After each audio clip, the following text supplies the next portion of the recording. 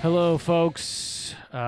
If you can hear this, if you're still out there, I come to you in trying times. We're in our bunker, our secure bunker, On the second floor. on the second floor, and everybody be safe out there. Don't speak to other human beings. Keep 6 feet apart. If you must murder someone, do it with a chokehold, not a stabbing or a shooting, because the blood could splatter onto you, infecting you with the zombie virus. So, Well, just be actually, ready for that. I'd like to jump in here because I feel like the chokehold will get you too close to their face. So I was thinking some sort of what, like what do you think? Like talk him to death? Talk him into jumping off a ledge or something? No, I was thinking maybe like a spear. You could just throw a spear at them. Not Because a then lot of you're- people have to. That's a muscle we don't work out very often. That kind of upper shoulder. Well, you got a lot of time So- quarantining. I say you work out your shoulders. Maybe some good in your apartment, folks. Work on your spear throwing. some yoga push-ups, like where you're in down dog and then you do a push-up. That really works the top of your shoulders. I feel like it's just gonna piss them off because you're gonna miss, because people don't have good aim with spears. You can't miss a chokehold. I think you'd be surprised.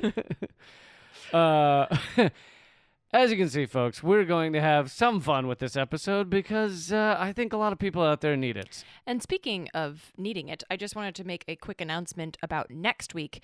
We are going to throw in some music by me in a special video version. This will, of course, still be in podcast form, but due to canceled shows and quarantined radicals needing outlets and inlets for art, we've got a special on-camera Common Censored scheduled for next week, episode 101. So make sure you catch that. But for this week, yes. We're also going to have some very serious updates about coronavirus and everything that's going on. We're going to hit it from a lot of different angles, this topic, and but yeah, these are trying and crazy times, but it's also our 100th episode, which I think is far more important than the global pandemic that's killing a lot of people. It's kind of like having your birthday be 9/11. Yes. That's kind of how that feels Yeah. right now. Yeah. But we're still really excited that we've made it to our 100th episode. And I mean, we're still alive. So, and See, you're when we- obviously still alive because you're listening to this. So I think we should all take a moment and celebrate that. When we started this, it was so long ago we were only on the cusp of the end times. Now we're smack dab in the middle of them. For those of you who don't know, this is Common Censored. This is a show where we talk censored stories and people, sensible solutions, and common ground movements to fight and build, And sometimes other shit. and sometimes other shit. And this. We'll get to all this in a second, but to sum up this entire hour, I think it's going to be like we should all be mildly panicked, but we should not be ridiculously panicked. So you need to, set that panic barometer somewhere in the middle.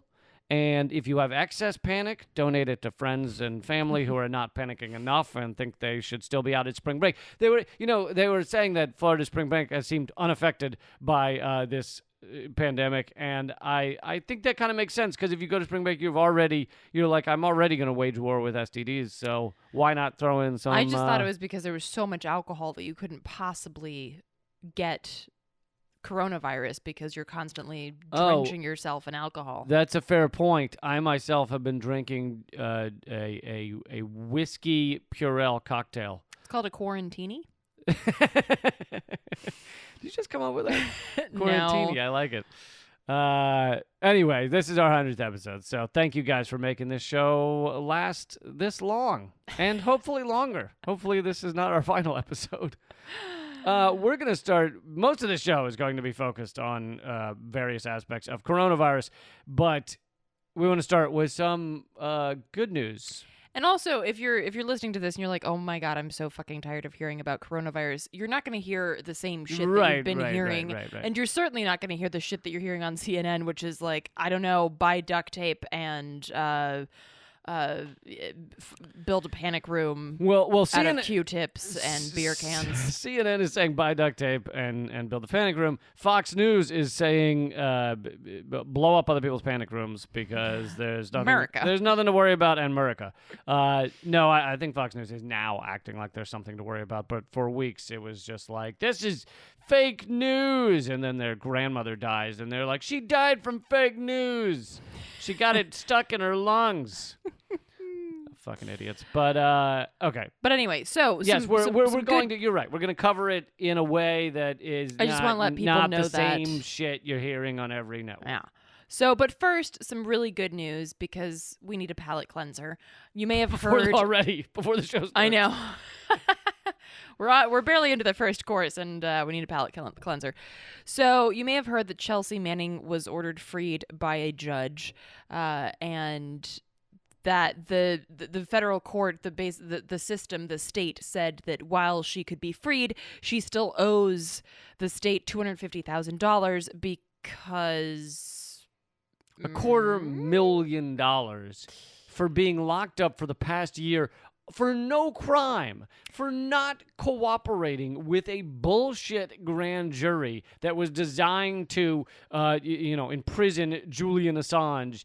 And she said, I'm not cooperating with this. She claimed it was because she didn't believe in the grand jury system, which is incredibly secretive and just a complete, our justice system. It just shows how pathetic our justice system well, is, and how grand corrupt it juries is. have been used very efficiently by the state in the past to basically cage and indict activists, and so this is what they were trying to use it for here. And Chelsea kept saying, we've already been through this fucking bullshit. I was in court. I testified to For everything. hours. For hours. For everything about this exact case, this exact subject. And now you want me to redo it because you're desperately trying to. Because they didn't get enough. They didn't get. She never said that Julian Assange pressured her to give him anything, that he helped her hack it. Well, it's not that they None didn't get of that. enough. They didn't get what they wanted. That's what I mean. So basically, because as folks might also know, Julian Assange has they've taken a hiatus now. God knows what's going to happen with the whole coronavirus epidemic. But they're supposed to go back into court in May to continue the extradition hearings against Julian Assange.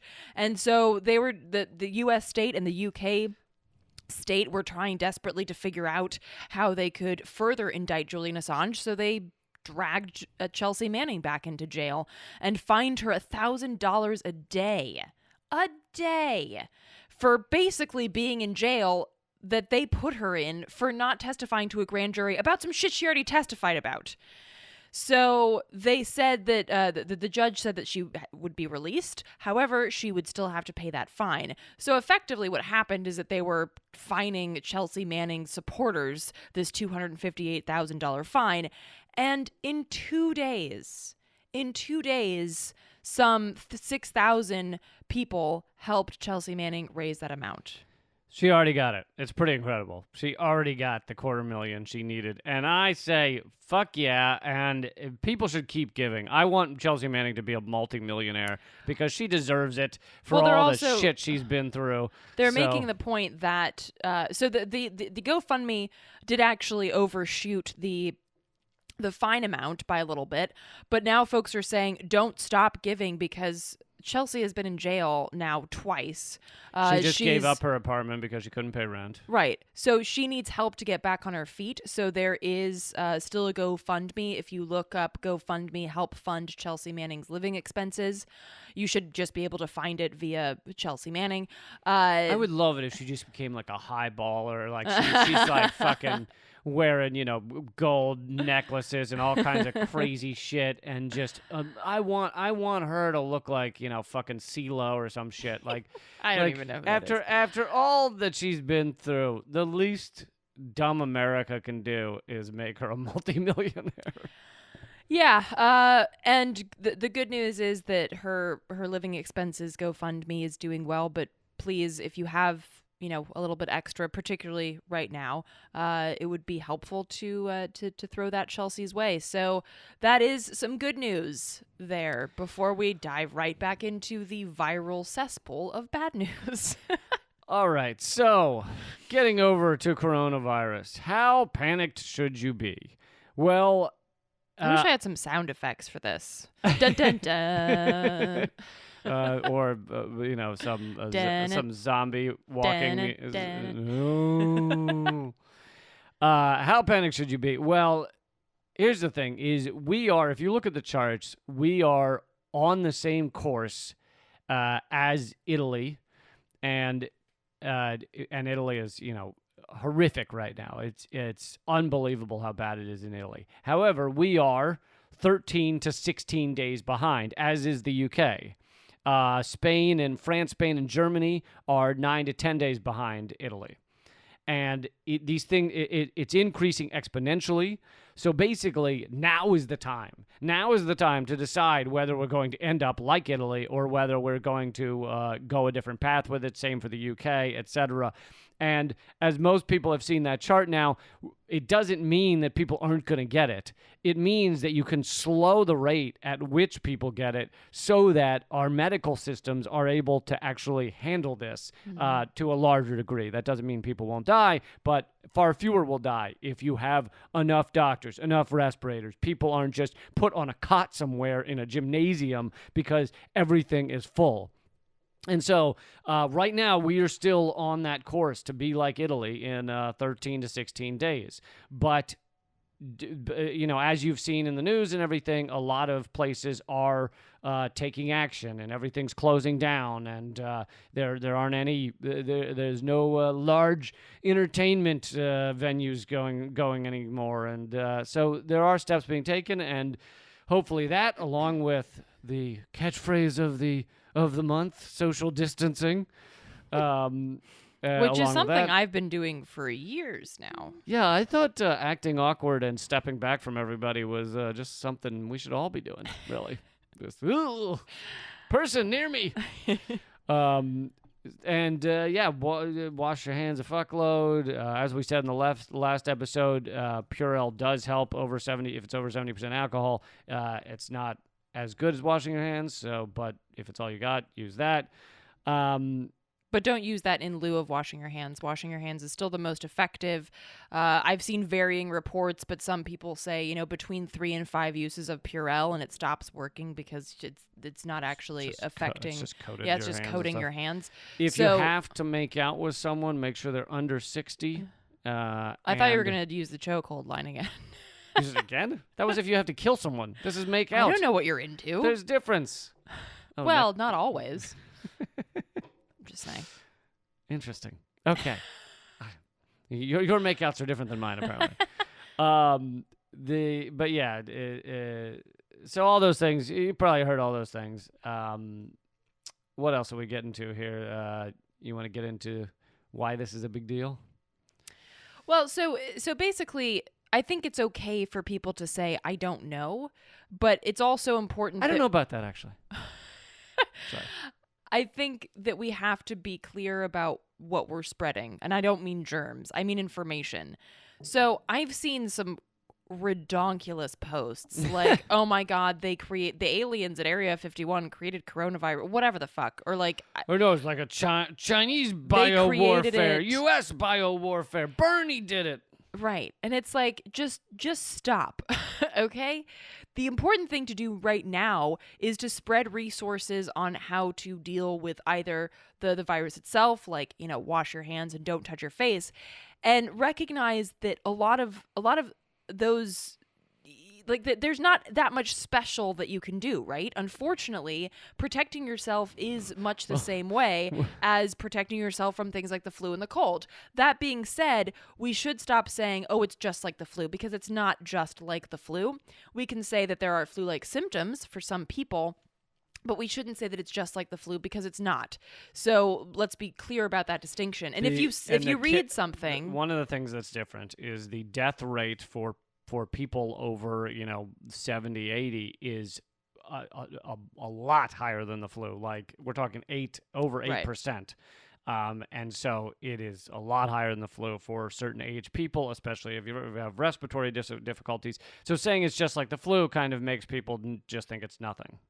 Yeah, and it makes people feel flippant about it, right? Like, oh gosh, why are they bothering, closing all these restaurants or things like that, because they don't do that in flu season, obviously.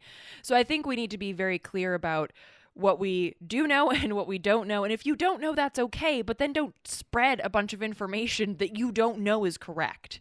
If you're going to spread information, here are some options. Well, hold on, can I just say that the reason this is difficult for all of us is because the number one thing Americans can't do is sit quietly in a room. We're incapable of that. You give us a good book, and we'll wonder how to use it to stack our television on top of. And so, honestly, like that, I mean, that's like a lot of jobs right now are either closed or they're telling you to work from home, and people are just like, they sit still for 30 seconds and then go, ah! And then they go running outside and making out with people. But and I'm not saying I'm that much different. I don't want to be locked up in an apartment either.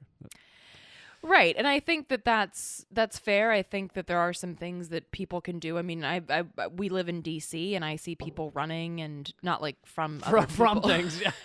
There are real zombies here, folks. So just get ready, okay? Put on your rollerblades. Do you still have rollerblades? All right, put those on and get your hockey stick out, and you need to whittle the end of it down to a sharpened blade. No, that's an example of information that you should not be spreading. So, but I mean, there are things that you can do outside of your apartment, unless it's been made clear that you're at risk or you're infected or whatever. And things like keeping 6 feet of distance away from other people is a good idea. So if you have the ability, walk places as opposed to cramming yourself into a bus. Although depending on where you are, buses are not going to be very crammed. But anyway, There is important information that you can spread, and one of those is mutual aid efforts. So there are a lot of resources out there. I'm not going to be sharing, obviously, all of them because I don't know where you're living. I don't know where you're listening to this. But for instance, here in D.C., there's a D.C. mutual aid spreadsheet where folks can sign up to volunteer to, for instance, deliver supplies to folks that are homebound or have disabilities that keep them from accessing things that they might need outside of their homes. There are opportunities for that kind of nationwide and beyond. So for instance, and I'll put a link to this in the show notes, there's a Google Doc titled "Collective Care is Our Best Weapon Against COVID-19," which is absolutely true. And it has a list of resources, for instance, a coronavirus resource kit, a letter from a disabled prepper with tips on how to prep if you are a disabled person, immigrant justice, a letter for activist medics or for folks that have some of those skills. So there's a lot of information just in this one sheet, and then there are links to others. And I'm sure if you have like a local, Food Not Bombs or a local mutual aid disaster relief organization, then they will have more information on that as well. But this one that I'm going to put in the show notes is kind of an overarching resource toolkit that folks can spread and gain access to. Yeah, and so that's an important thing, and I think the larger concept here is that we need to stop looking to the federal government in general, but especially the completely incompetent, narcissistic, megalomaniac, idiot, anti-science goons that is the Trump administration. I mean, it's a combination of just straight-up morons like Trump and religious zealots like Pence, who, thinks he's going to find the answer in the Bible. Keep reading, buddy. And so...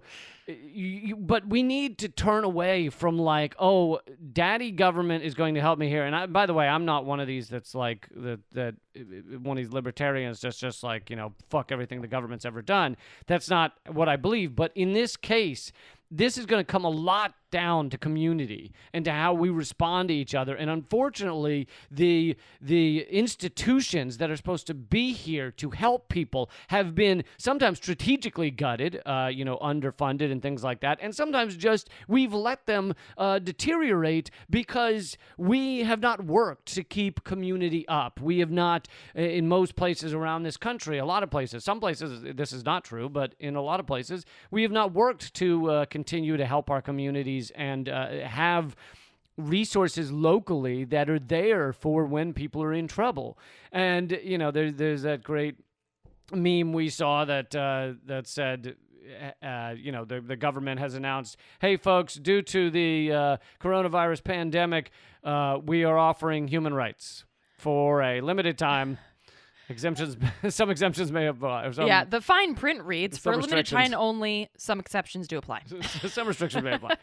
And that's exactly what it is. It's like, so one point is about how the community institutions are deteriorated and collapsing, and we need those right now, and we need to build them up. Another point is, these should be commonplace in our society. These human rights things that all of a sudden they're like, hey, we're going to do an emergency paid sick leave. We're going to do an emergency this or that. We're going to help people in a large way for once. Like, this should be all of the time. This should not be just during a pandemic. Right, and I want to circle back to that because I want to... Did I jump ahead? You're jumping ahead. He's so excited. But kind of going back to this, I also want to mention that there are folks that are particularly, human rights being offered for a limited time. So some people are gaining access to things like sick leave or paid time off. The people that aren't, freelancers, artists, people that are part of the gig economy, freelancers. Did I already say that? I think I did. But also, don't forget freelancers. Did I say freelancers? So basically, people that live off of gigs, and these are musicians. These are artists that have that work on a project basis. Which these we folks have both been or are now. So. Yes.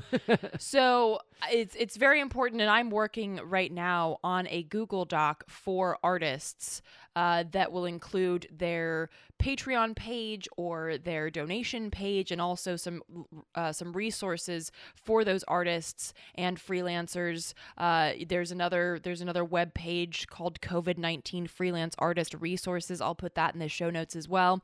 I'm not going to put the document, the Google Doc for the artist yet, because it's not it doesn't have a lot of information on there yet, but just know that if you have something extra to spare, think about the people that have lost so much. There's a friend of mine who basically, like, all of his tour dates just got canceled. So now he's just sitting there, and it's not like he's on retainer. Right.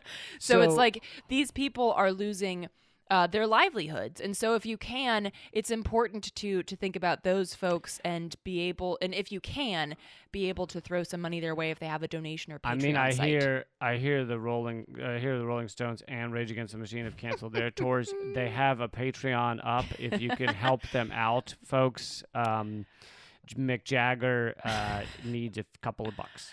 No, we're talking largely about the small, these are smaller venue players and comedians and stuff. And so, this will be the one time where I won't even mention our Patreon. We'll just send you over to other people's Patreon so you can help them out. If you are one of the lucky ones right now who is not worried about your job, is not worried about whether you're going to get tips this month, is not worried about, any of those things. And I know that some of you listen to this on like apps and things. The easiest way to find our show notes, I guess, is, should I give the Libsyn? Is it? Yeah.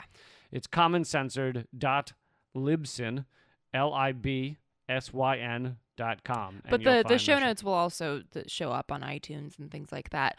But another couple of notes for that. Also, if you are an artist or a freelancer and you'd like me to include you in that Google Doc, please send us an email at commoncensored@protonmail.com.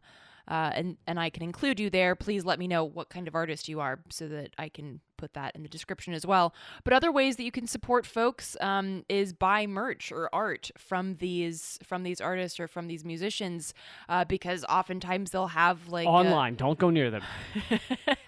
oftentimes they'll have an online store where you can support them even though they've had to cancel their gigs. I know you can someone also, who knits lovely Purell cozies. You can put them on your Purell that you don't have because they've all been bought up. Oh, can we talk about hoarding for a minute? Well, we'll get to that. Okay, jeez. Okay, all right. I'm not done. If you've bought tickets to their show or something, instead of asking for a refund, you could ask for a rain check. Say, hey, I'll see you when you come through town next. Just, add my name to a list of people that paid for that show. Or don't ask for a refund or a rain check. Just be super awesome if you can be and say, hey, just hold on to that, get yourself safe, and then I'll pay for a ticket again when you come through town.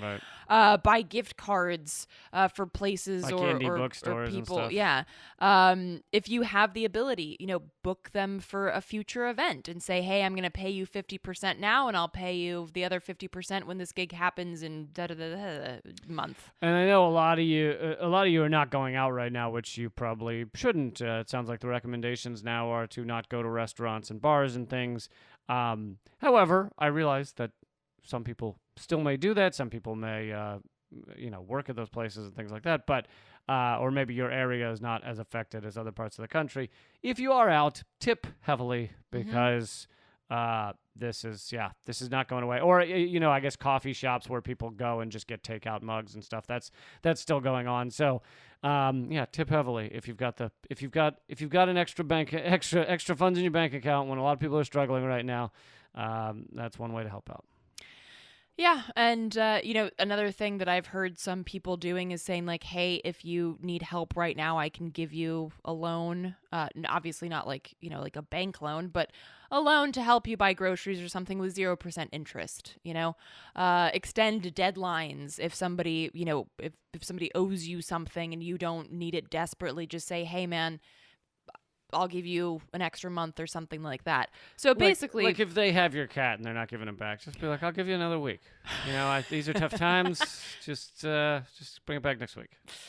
Those are just some things and some ideas that you can spread. This is information that should be shared actively and widely because it's based on things we know, which is the only way to get through this, as Lee mentioned, is to help each other. Collective care, mutual aid, that everybody, according to their ability to give and help out to each according to their need, that concept has to be at play here. And so whatever you can give, whatever you need, share this information, make it known to your community members, and we can help each other in this time. I've got one more. There's going to be, maybe not yet, but soon, probably a lot of Facebook Live events where artists are saying we can't perform live, but we want to still perform for you. So there will be, Facebook Live events or YouTube streaming events or whatever the platform is.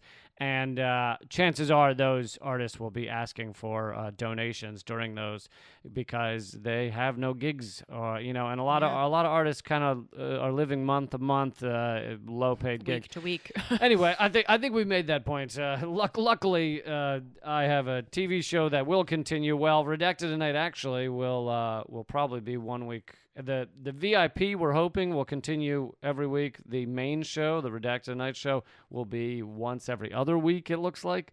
So we're going to do our best on that front. Can we talk about hoarding now? Yes, you can talk about hoarding. Stop fucking hoarding, people. I got permission. Listen, I know these are scary times, and I know you want to walk out with all of the things in your pockets, but people need to stop hoarding. I just find it pretty funny that everyone ran in to buy toilet paper, which there's all the memes going around like cutting paper towels in half. Oh look, I made toilet paper.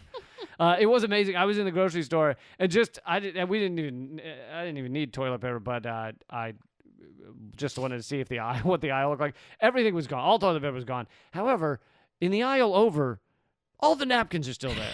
Apparently, it did not occur to people in D.C. that, in a pinch, you could use Wipe your ass with a a napkin. napkin. If things got really bad, you could use a napkin or a paper towel.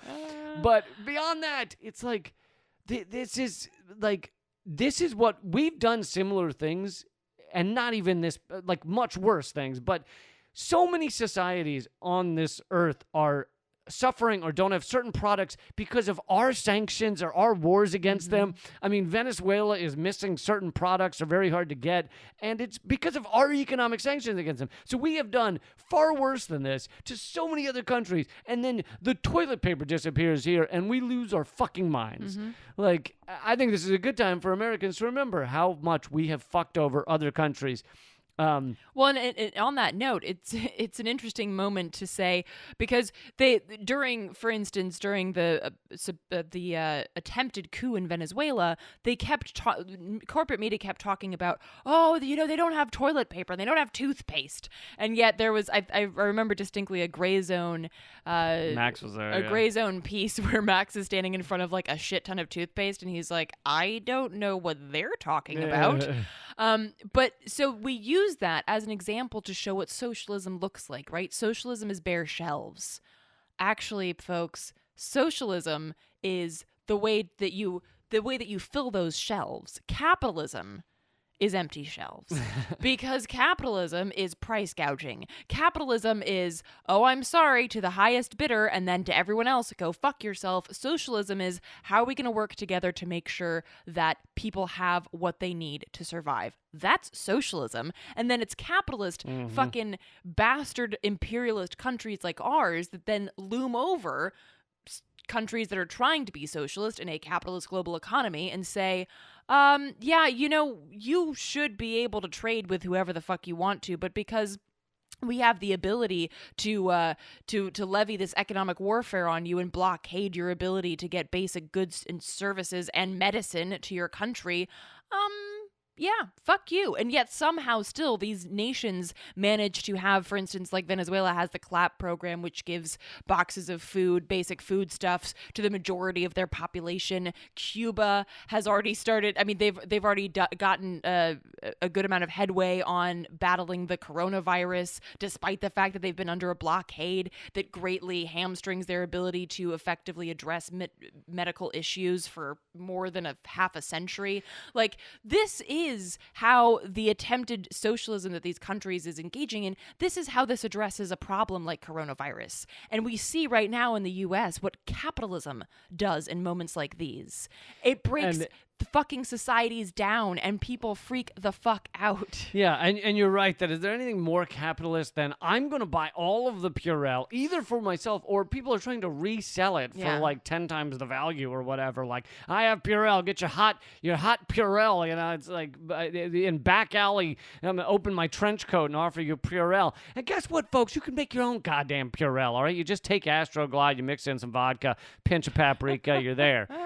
No, kidding, but you actually can, you can use isopropyl alcohol. Like, there's ways to get around this, but it's incredibly capitalistic to think, I'm going to buy all these things and then exploit it. But I wanted to, on the sanction part I was talking about earlier, I wanted to also talk about Iran, which is about where Italy is or worse. So they're terribly having a terrible time with coronavirus.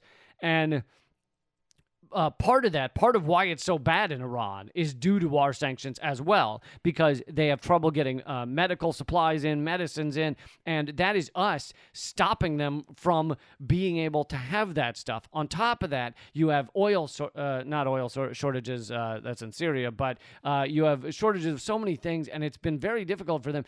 And then Google even shut down an app that Iranians were using to help them deal with coronavirus. The app was telling them things to do, telling them best practices, avoid public places with a lot of people and things like that. And Google shut down the app because the State Department threatened them that just allowing the app to exist was violating sanctions. I mean, basically the U.S. has found certain ways to make coronavirus worse in certain countries because we want people to die there. Yeah. And again, I think, and I'm not not trying to shit on your comment, Lee, but I think we should stop using the word sanctions. Because sanctions... That's my old bit, all right? That's my bit, no, too. it's my bit. I just didn't make it funny. I've been at so many protests, and I've said we need to call it economic war, not sanctions. Oh, just all because right? you're And, famous and you know, get the that microphone. just sat in the back of your subconscious, and now you're acting like it's your point. We talked about that at organizing meetings years ago. I've been saying it for years as well. Okay, well, eat a bag of Purell dicks. Oh, thank you for making them clean. Well, I don't want you to die. I just want you to eat a bag of dicks. So see, now everybody's like, I want to hear them fight more. This is fun. But no, so we should call it economic warfare because sanctions are something that are agreed upon by the UN Security Council. Are you done? Are something that are agreed upon by the UN Security Council. None of our sanctions have been agreed upon by the UN Security Council, so therefore it's economic warfare, which, by the way, affects a third of the global population. And something like all of the rest of the countries combined, their sanctions on other countries, it's like 10, and the U.S. has something like 800 various types of sanctions on various countries. It's bananas. Actually, there were supposed to be some... No, they won't let them get the bananas. They've cut off bananas. There was supposed to be some... there were supposed to be some actions this past weekend about economic warfare, but they didn't happen because, coronavirus. But if you want to learn more about those, you can go to SanctionsKill, I believe it's .org, sanctionskill.org, to learn more about what our economic warfare does. But I also wanted to, on the same note of having access to basic goods and services and medicine and, human rights, I kind of wanted to circle back to that because there are some things, again, as you kind of hinted upon a bit ago, Lee, that the government is now doing that it could just do. To help parts of our society. So, for instance, evictions and foreclosures have been suspended in cities across the country, including San Francisco, LA, Baltimore, Miami, and calls for the same have been coming from Philly, Seattle, DC, and more, which really just speaks to the fact that, again, you could just do that. You could just just not evict someone and say, you know what, housing, that's a human right. We just think you should have that. This stuff could be going on all of the time. Same with paid sick leave. It's like, why does it have to be? Do you really think that when someone's getting evicted, everything's going right in their life? Why does it matter whether it's a pandemic or not? Like, shit has gotten fucked up in their life and they need help, and that's why they're getting kicked out of their home. And I did actually see an update to that. I just now got in my inbox a message from Metro DC DSA saying that all eviction proceedings are halted in DC until May 1st, and the housing court is closed for eviction proceedings. Again, that's just something you could do. Human rights, limited time only. And again, folks talking about, that the coronavirus test is going to be free because, we want to make that accessible to people who don't have the health insurance that would originally cover it. Oh, so you could make health... you could make medical care free for people? That's a thing you could do? And do you remember initially Trump in his speech? Oh my gosh, this was like a yes men moment. You had made that great point that it's like the yes men. He said the tests will be free and the vaccines and the treatment will be free. Mm-hmm. And then the insurance companies had to come running back and say, no, they're not free. The tests will be free, yes, but eventually. But the treatment and we are gonna milk the fuck out of you for that. You get sick, you are fucked. So the reason you mentioned the yes men, for people who don't remember the yes men or don't know who they are, they're still around, but they had some very widely seen pranks a few years ago when they pretended to be a Dow Chemical spokesman, and they appeared on BBC, and BBC thought they were with Dow Chemical, and they said they were going to pay the victims of the Bhopal chemical spill in India millions of dollars, and then Dow has to come running out and say, no, we're not fucking doing that.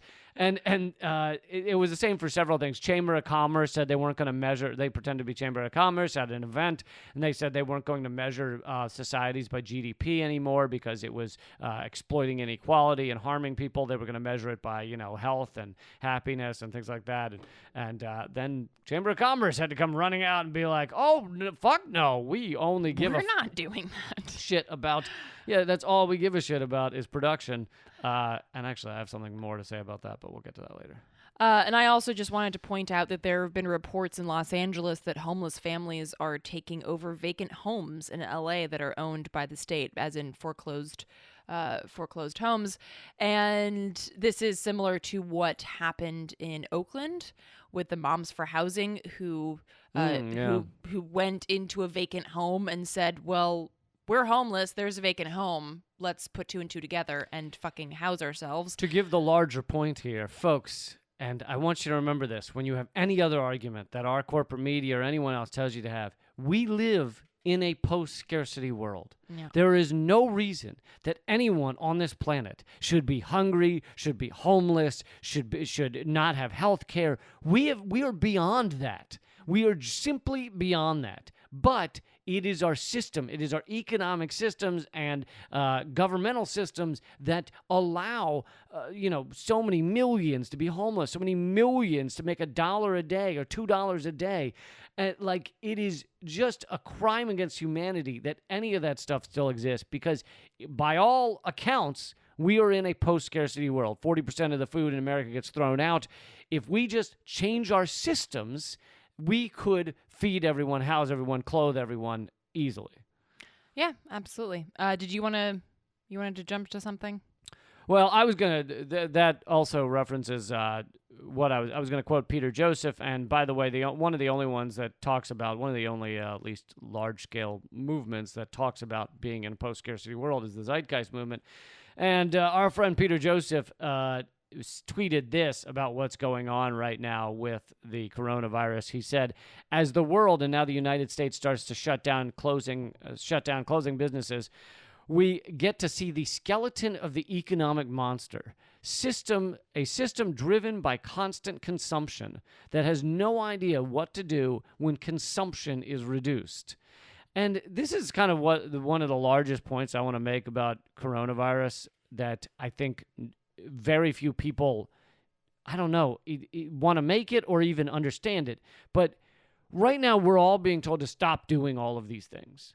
And our world, our environment, our world in so many ways will benefit in just immensely by the fact that we are not ravenously eating the world, throwing out just tons of garbage, carbon emissions through the roof. Like, this is the way to deal with climate change. But because climate change, the point of no return, is 9 years away or 10 years away, and this pandemic is right now, and, if we didn't do anything about it a month from now, a large percentage of Americans could be dying, we are willing to take these steps. Why are we not willing to take these steps to save humanity for 10 years from now? Like, this is the way we should be behaving.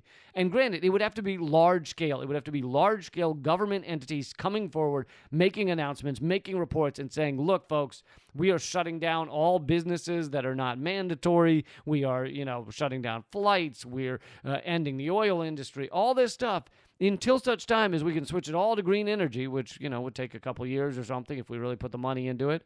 And, we could do it. It just goes to show we could do it. Well, and as you mentioned, and as we've mentioned, people like artists and freelancers and even just anybody, any workers are really feeling the pressure of this, of these, shutdowns here. Meanwhile, you mentioned the oil industry, Lee. Well, Trump announced that he was considering a bailout for the shale and oil industry because of this coronavirus outbreak. A bailout for the artists? No. A bailout for those who are fired by various companies because they're low-wage workers, and now that the economy's going down, they just don't have extra money, so they're firing all their, bottom-level workers. No, don't bail them out. Bail out the oil industry.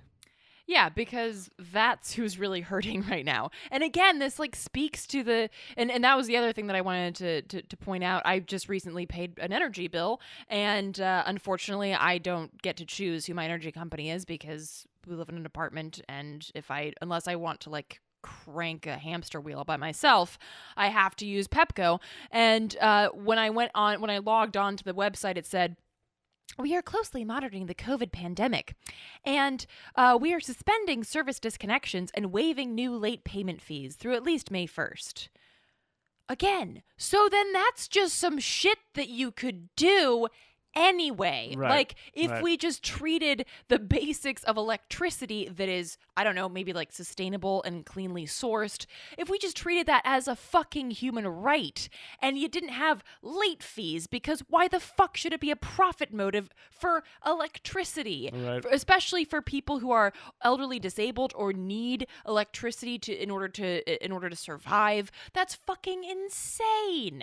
Like, I mean, if you think about it, like, you wouldn't just turn off the electricity to a neonatal ward, because that would be fucking insane. You just end up killing a bunch of babies. But like, oh, well, if you're elderly or disabled or something like that, well, then yeah, because obviously you're poor and disabled because you're lazy. So it's just, I mean, there are these perfect examples, like the White House is going to pursue federal aid for shale companies, but fuck the poor people. Well, and it's doubly disgusting. Any oil whatsoever is killing us. But fracking is, from the beginning, it was the most disgusting, most troublesome, most, laden with side effects, releasing methane, just so many problems with fracking. So horrific, just destroys the landscape, destroys the water, people's well water ruined forever. And yet it was barely profitable. It was like profitable minorly when the price of oil was above a certain point. But now the price of oil has gone down because there's like a oil competition. Saudi Arabia decreased the prices, and now there's this oil glut going on. It's not profitable at all. So the fracking industry, the entire fracking industry in the U.S. is just going bankrupt, would be going bankrupt, except that Trump now wants to just give them money and bail them out. Mm-hmm. Not your average homeowner. No. So again, and there's more examples of that. There's been talks of bailing out the airline industry, because if you've had, you've probably noticed that flying is not very in at the moment. And so he's talking about bailing out those. And I know that we want to get to this issue too, because there are some questions as to what exactly this means. But the fact that we might not have the answer. The $1.5 trillion was injected basically into Wall Street, which I'm going to steal a line from a fellow podcaster in Loud and Clear, which is a great show that airs on Sputnik Radio. Walter Smolarek, one of the producers, had done the math, which I'm glad he did because I suck at math, and he found that if you made $1 million an hour and you wanted to get to $1.5 trillion, you would have had to start working in 1,300. Not 1,300 hours like yesterday, like the year 1,300. I think it was 1,330, actually. No, I just listened to it this morning. It was 1,300. But so... Shit. I win. So literally the fucking year 1,300, even if you made $1 million an hour and you worked full time, you would have had to wait until 2020 to make a $1.5 trillion. You want another view of what $1 trillion is? Yes. If you make $40,000 a year, how long would you have to work to make $1 trillion? 500,000 years? Close. 25 million years. So not close. But see, like, that's the problem. My brain doesn't years. even understand what that means. Your brain should not understand what that means. And they rely on our brains not understanding what that means. But, okay, so I want to read a little bit, a quick quote about what injecting $1.5 trillion into the markets means. So the Fed just did this, and there's kind of this debate where the kind of leftists or, some progressives, I think Ocasio-Cortez also did it, say, how dare they give this much money to Wall Street? It could be used for healthcare or something like that. And then the faux progressives, or combined with the right wingers, say, no, it's not just giving them money, it's different. So there's a good article by Mike Whitney titled "The Fed's Latest Welfare Payout to the Crooked Wall Street Banks." And in it, he says, quote, when an outside actor like the Fed intervenes in the market and creates fake demand, that's what they did. They created fake demand by buying up all of these assets, financial assets, and in that way injecting $1.5 trillion into the market. So when an outside actor like the Fed intervenes in the market and creates fake demand for financial assets, that financial assets that investors have shunned, it is destroying the central function of the free market. It is asserting power over the market to set prices, and by doing so assumes the role of a central planner. The Fed is pushing stock prices higher because our stock exchange is collapsing. Pushing stock prices higher than their true market value by loading up on mainly U.S. treasuries, which dramatically distort rates while inflating the price of government bonds. So they're trying to make people think, basically, that our stock market is doing better than it is because we are at the very beginning of a major financial crisis, and it's only going to get worse.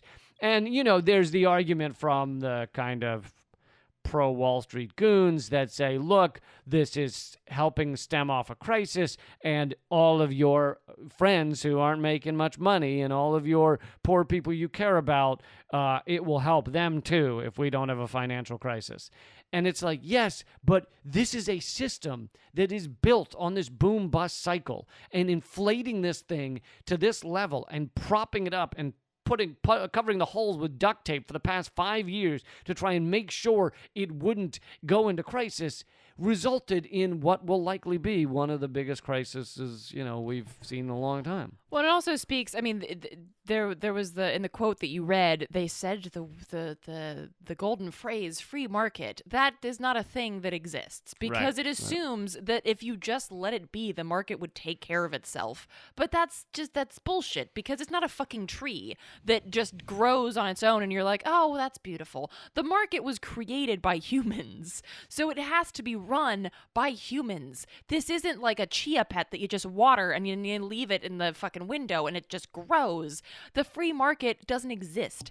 It is a very unfree market. Mm-hmm. It is a very structured and maintained market, maintained by these assholes with the ones and zeros on their computers that can just, again, make up $1.5 trillion out of fucking nowhere and then send it off to prop up our Ponzi scheme stock market on Wall Street. And I mean, and again, this is, people, somebody messaged me and they're like, well, should I take all of my money out of the bank? And it's like, well, here's the problem. Because of deregulation, again, and because we don't have a gold standard, we have a fiat currency, your banks don't have all of your money. Spoiler alert. Like, if everybody tried to take their money out of the banks tomorrow, you wouldn't be able to because the banks are not... it's called fractional reserves. They don't have to keep your money on hand. It's called fractional reserves, and they have like 1/10 of the amount of money, or maybe less, that they claim they have. So even though you think you have your money in the bank, really they have probably 1/10 of it. And if everyone tries to get it out, they just collapse. Which we saw in 2008. We saw a lot of banks go under, and the the FDIC or something insures up to $250,000. So you couldn't lose that amount. If you have less than that in the bank, you should ultimately get your money back. But you can't go grab it all now, or at least we all can't go grab it all now.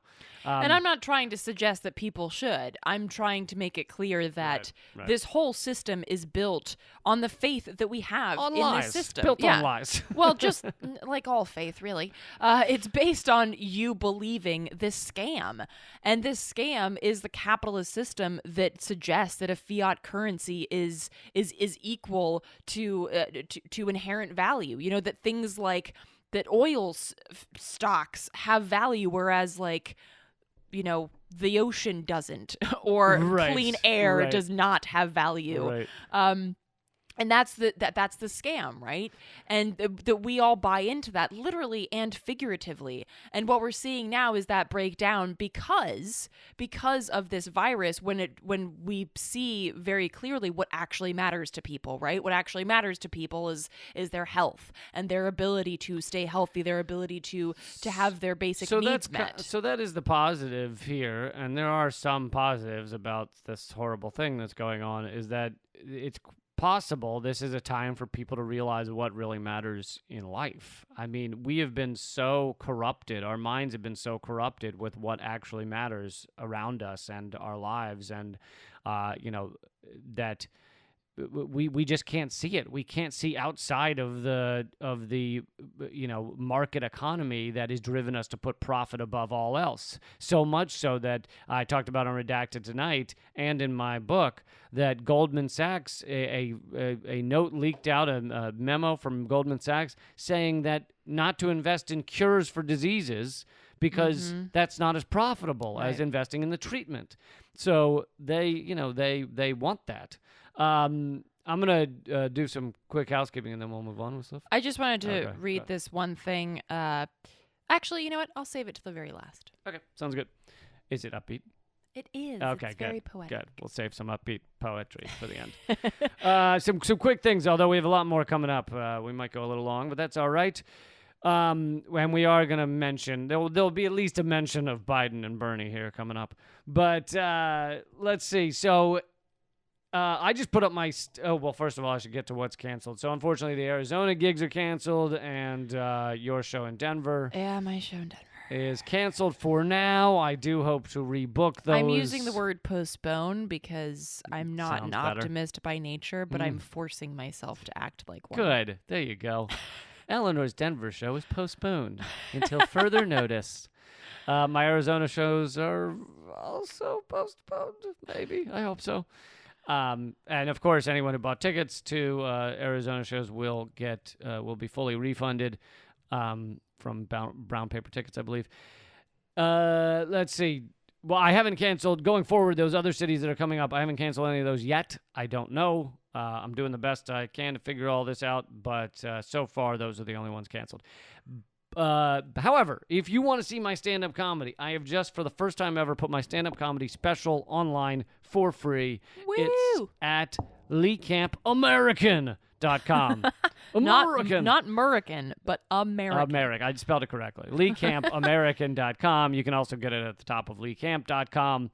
And it's on my brand new YouTube channel, so please subscribe to that. Also, Eleanor's trailer for her new movie is out at hardroadofhope.com. Yes, and hopefully by the time you listen to this, the second trailer, which is actually my favorite, the second trailer should be up. And I don't have a specific countdown for the film yet, but please do stay tuned. And on the website hardroadofhope.com, if you click on the contact page, you can sign up for the newsletter and stay tuned. So you can find out when it comes out. Yeah.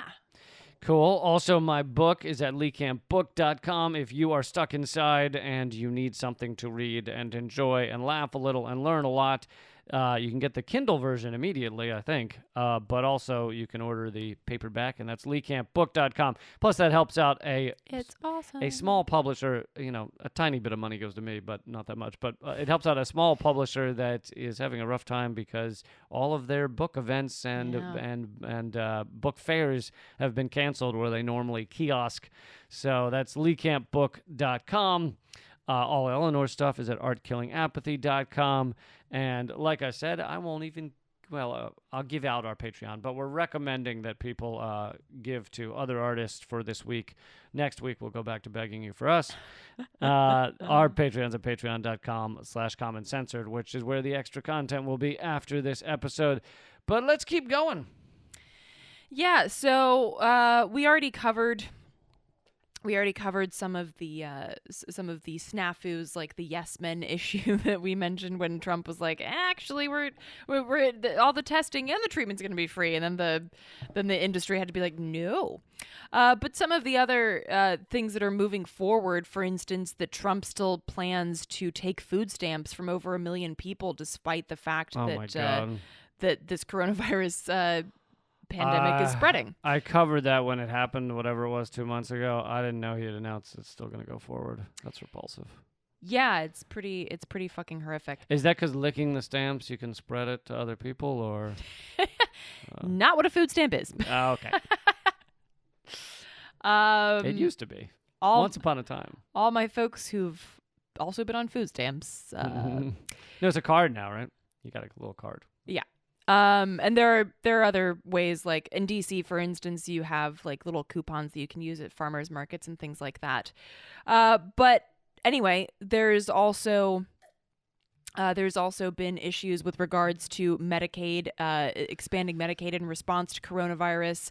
And this is one thing that I wanted to kind of add to like not to mitigate panic because it's still really shitty, but just kind of an example of how our system works. So the Independent announced that coronavirus, or had a report that basically outlined how coronavirus will bankrupt more people than it kills, and how that's another global emergency on its own. And we've already talked about the issue with the economy tanking because people can't, even if they have money to spend, they can't go out. Obviously, people getting laid off or people not being able to access income because of these shutdowns.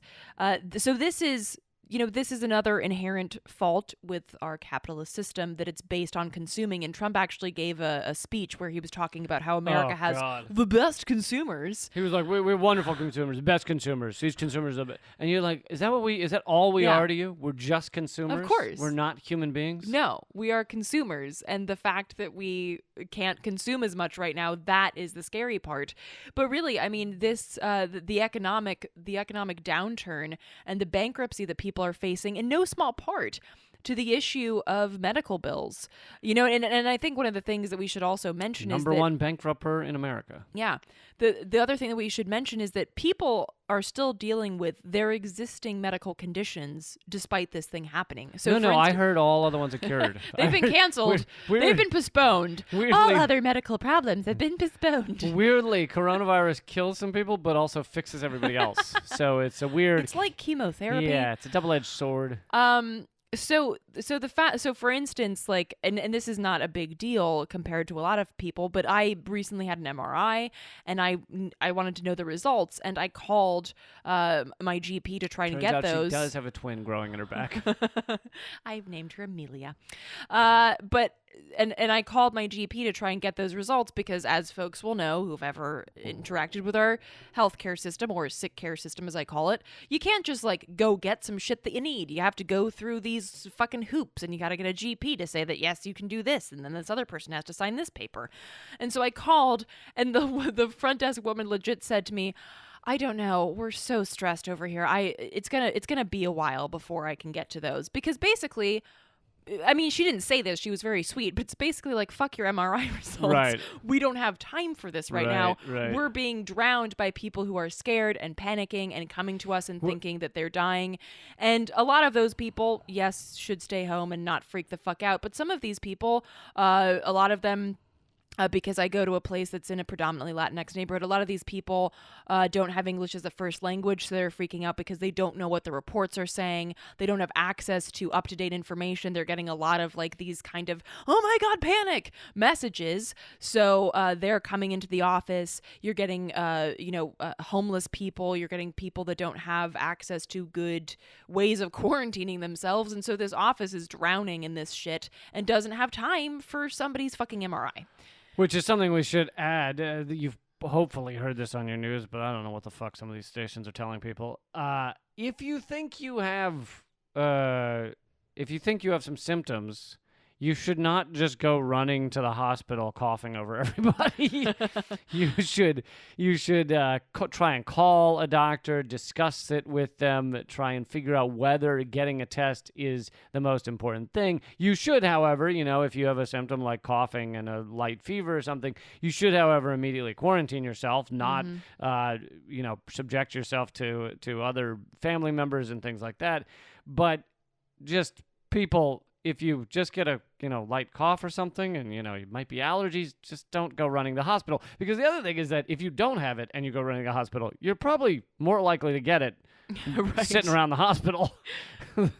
Right. So, and folks are saying, like the things that you do when you have a really bad cold. Again, I'm not saying it's like a cold. I'm just saying symptoms are sometimes similar. Just take care of yourself that way. If you're experiencing extreme symptoms like difficulty breathing and things like that. If you get to a difficulty breathing level, fucking get to a hospital. Yeah, exactly. So don't be like don't be a hero. Don't be a stoic. You're like, I'm fine. No. So but again, like if you've got a sore throat and a headache, like don't sprint to the hospital. Now it can be there's a bit of a trick here if you touch something and then you think you have it immediately and then you have a panic attack and then you have difficulty breathing because of your panic attack because you don't have your Purell with you. That's a little different. It's getting so meta here. But yeah, so I think it's important that we also recognize that people are dealing with existing medical conditions. Again, I'm not talking about myself and the MRI. I'm talking about people who have chronic conditions. Whatever the fuck Trump's dealing with. I mean, my God. That's something chronic. But, a friend of mine was saying that she has she's got pain management and now she's not sure she's tried to reach out to her pain management doctor and the doctor's been unavailable. So it's important to remember that you running to the doctor is not just about you. Like, let's try to live in a less individualistic society for a second, because it's not just about you catching coronavirus when you run to the hospital. It's about people trying to access care that they needed before this shit happened, and them not being able to access it because of this issue. And that includes people that are on lists for like transplants. A friend of mine, her mom is on a list for a kidney transplant, and that's on hold right now. So these are life and death situations that existed before this shit started happening, and we need to be aware of that. And so try to use some logic, and again, those mutual aid resources that are available in a lot of places across the nation. Try to use those before we bear down on our hospitals, because they're already very stressed. If you do go running to a hospital, do not bring a box of donut holes for everyone to share, okay? That's not helping, even though it might seem lovely. Should we spend 5 minutes on Bernie and Biden here? I'm gonna volley that one to you. I will. Oh, thanks. I will tell you, neither of us watched the debate last night because I'd rather rip hairs off my balls. Me too. I'd rather rip hairs off his balls. Thanks. Awesome. It's look. Oh God! I mean, we've expressed our rage about what the Democratic establishment is doing. They're propping up this fucking. I think I heard loud and clear use the term mannequin. This zombie mannequin. The irony. I like the irony of the fact that they're trying to stop Bernie in order to create Weekend at Bernie's, because Biden is basically dead. And they're going to sit him on the throne and pretend he's ruling us. So that'll be Weekend at Bernie's. So they're trying to stop Bernie to create the movie Weekend at Bernie's. Wow.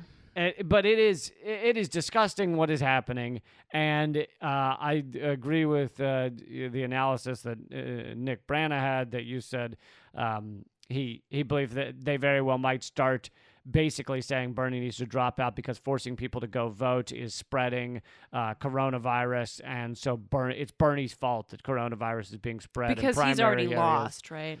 But Louisiana has already postponed their. Louisiana postponed. Some of the others might. Yeah, keep an eye out for when your election is. There is still a chance for Bernie Sanders. He's only down by 150 delegates. However, the level of rigging and suppression and just fraud that has gone on in this primary to make sure Bernie Sanders does not win is aggressive and disgusting and repulsive, and I don't think it's going to stop now.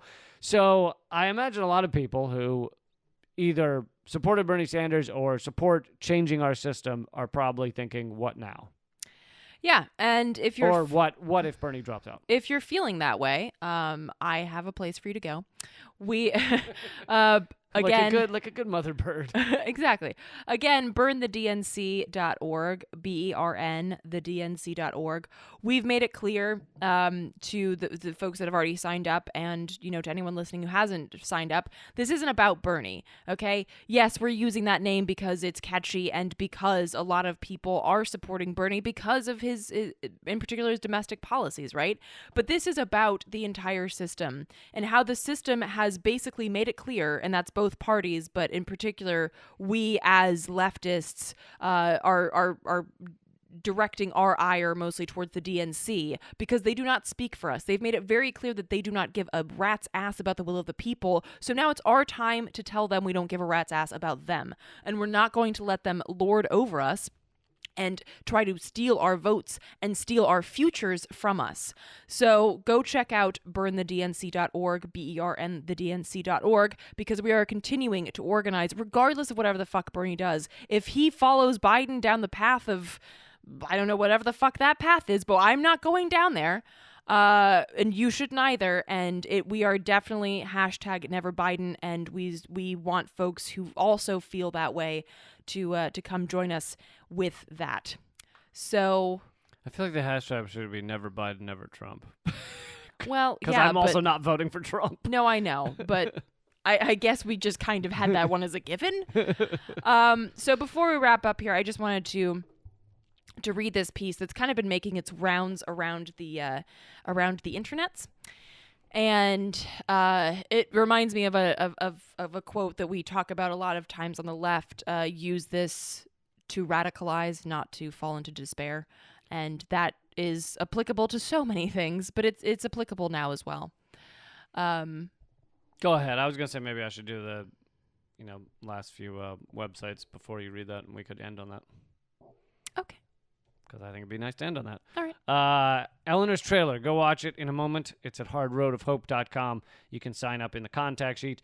Also, my stand-up comedy special, my last one, Not Allowed on American TV, is free for a limited time, and for the first time ever, it's free at leecamp.com. You can find it there. You can also find it at leecampamerican.com. It's on YouTube, but this is probably the easier way to find it.